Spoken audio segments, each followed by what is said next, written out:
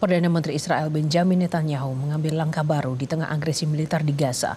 Netanyahu berencana mengambil alih kendali seluruh wilayah Gaza yang disetujui Kabinet Keamanan Israel. Rencana Israel menuai kecaman dunia. Usulan Netanyahu itu dalam rangka menghabisi Hamas di jalur Gaza. Pasukan Israel disebut akan bersiap dengan rencana tersebut. Israel memberi waktu warga Gaza Palestina hingga 7 Oktober 2025 mendatang untuk mengungsi atau melakukan evakuasi. Arahan itu diberikan sebelum militer Israel menduduki jalur Gaza secara penuh. Dan berdasarkan rencana itu, warga Gaza akan dievakuasi ke wilayah selatan. Rencana itu tentu ditolak keras oleh warga Gaza.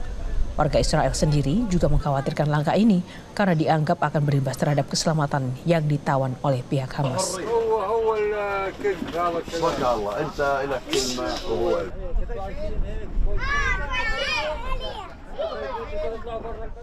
Meski menerima kecaman dunia, Israel secara terang-terangan mengumumkan rencana untuk mengambil alih tanah Palestina. Kita bahas dengan analis Timur Tengah Faisal Assegaf terkait dengan rencana Israel ini. Bang Faisal, Israel ingin ambil alih Gaza. Seberapa besar serangan yang akan diterima warga Palestina kali ini? Ya, saya kira keputusan Kabinet Keamanan Israel kemarin itu bakal makin memperparah tragedi kemanusiaan di Gaza, dan itu merupakan bagian dari kampanye genosida Israel terhadap rakyat Palestina di Gaza.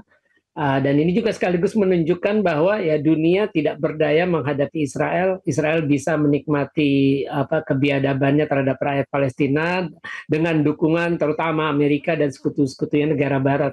Kita tahu negara Barat terutama Amerika Serikat, Inggris, dan Jerman merupakan salah satu yang selalu memasok persenjataan terhadap Israel untuk melancarkan agresi dan invasinya ke Gaza.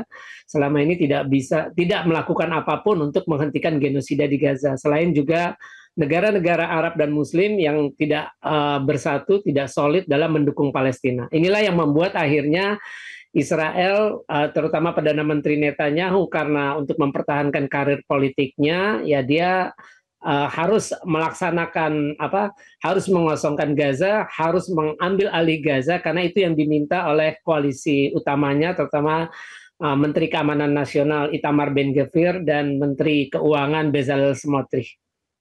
Nah, tapi apakah tidak bisa dunia internasional mencegah niat Israel ini yang memang sudah disampaikan Israel secara terang-terangan? Saya kira bisa, harusnya bisa, tapi ya itu tadi, negara-negara Barat, negara besar Barat, terutama Amerika, terus Inggris, terus Prancis, negara Eropa lainnya yang selama ini selalu mengklaim, selalu mengkampanyekan nilai-nilai hak asasi manusia ke seluruh dunia, nilai demokrasi, ternyata mereka ketika sekutunya sendiri, negara sahabatnya sendiri melakukan kejahatan perang, melakukan kejahatan kemanusiaan, ya mereka ternyata diam dan tidak melakukan apa-apa. Yang kedua ya itu tadi, para pemimpin negara Arab Muslim ternyata tidak punya kemauan untuk bersatu, tidak solid dalam membela Palestina. Nah ini kontradiksinya dengan negara-negara Barat. Mereka tahu mereka memang melakukan standar ganda dengan masalah kemanusiaan, masalah demokrasi, masalah hak asasi manusia.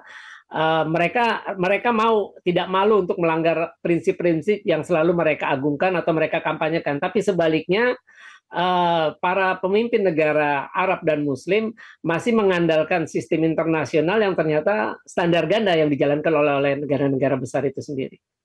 Dan sayangnya saya kira ini yang patut diperhatikan adalah bahwa Indonesia masih memiliki wacana untuk mengevakuasi 2.000 sekitar, itu terakhir itu kan, sebelumnya 1.000 gelombang yang saya ingin pertama, tanyakan. terakhir 2.000. Itu yang saya tanyakan selanjutnya. Misi kemanusiaan Indonesia yang menyiapkan Pulau Galang menjadi lokasi warga korban perang di Gaza ini seolah menjadi aji mumpung bagi Israel untuk merebut tanah Palestina. Menurut Anda seperti apa?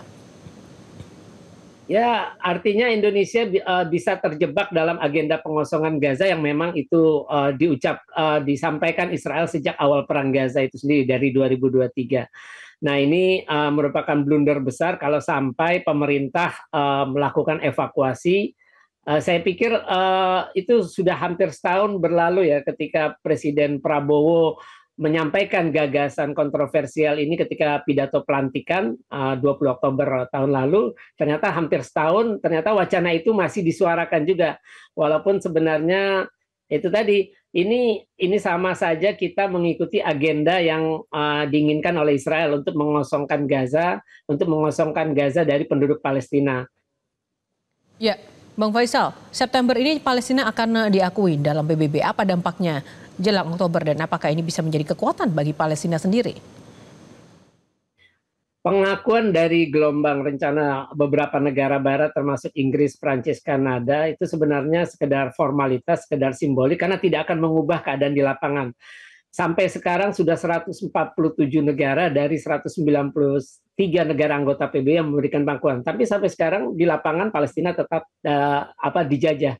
Mestinya yang dilakukan negara-negara Barat, negara-negara Arab dan Muslim adalah memutuskan hubungan diplomatik, melakukan blokade ekonomi, ya termasuk menghentikan kerjasama ekonomi, kemudian melarang kapal-kapal Israel masuk ke pelabuhan mereka atau maskapai penerbangan melewati wilayah udara mereka atau mendarat atau istilah sampai mendarat atau transit di bandar udara mereka. Harusnya itu yang dilakukan, kemudian juga melakukan embargo senjata terhadap Israel. Itu sebenarnya tekanan nyata, bukan pengakuan, karena pengakuan ini sifatnya simbolik, apalagi pengakuan terhadap negara Palestina ini pengakuan terhadap negara Palestina yang memang sesuai keinginan Israel, yaitu negara Palestina tanpa angkatan bersenjata dan negara Palestina yang ibu kotanya bukan di Yerusalem Timur. Nah, selanjutnya yang harus dilakukan sebenarnya yang bisa menjadi tekanan nyata dan memberikan efek jera adalah seluruh dunia tanpa melihat apakah mereka menandatangani Statuta Roma untuk ICC tadi atau tidak, itu mereka berkewajiban menangkap Netanyahu, mantan Menteri Pertahanan Yoav Gallant, serta perwira atau tentara Israel yang memang terlibat dalam agresi atau invasi ke Gaza. Ya, Bang Faisal, sebenarnya ini secara diplomatik, politik, negosiasi internasional ini seolah tidak ada harapan begitu karena tidak ada hasilnya sampai sekarang untuk bisa menolong masyarakat Gaza, bahkan ketika kampanye masyarakat dunia pun juga seolah tidak didengar oleh para pemimpin dunia. Lalu kenapa sebenarnya Israel ini sama sekali tak tersentuh seperti itu dan apa yang memang harus benar-benar bisa membuat warga Gaza atau Palestina ini keluar dari penderitaan mereka sebenarnya?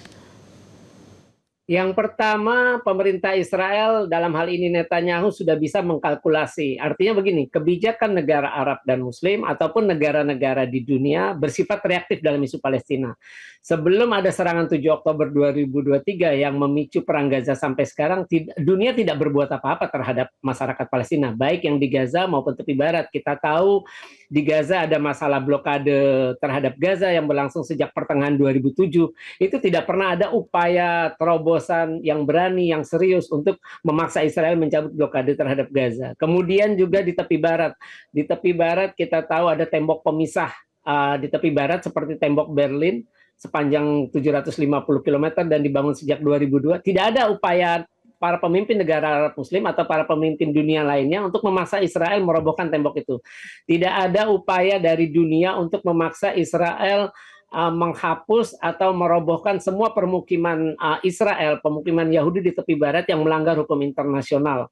Ya, terus kemudian tidak ada upaya dari dunia, para pemimpin negara Arab Muslim untuk memaksa Israel mencabut klaim sepihak bahwa Yerusalem Barat maupun Israel sebagai ibu kota Israel dan tidak bisa dibagi dua dengan Palestina. Artinya semua poin-poin yang tadi saya sebutkan, kasus-kasus isu-isu khusus tadi sudah menunjukkan bahwa dunia tidak berdaya menghadapi Israel. Nah, dengan adanya perang Gaza ini semakin menambah bahwa sebenarnya mereka sudah frustasi dengan masalah Palestina. Masalah yang sebelum perang saja mereka tidak bisa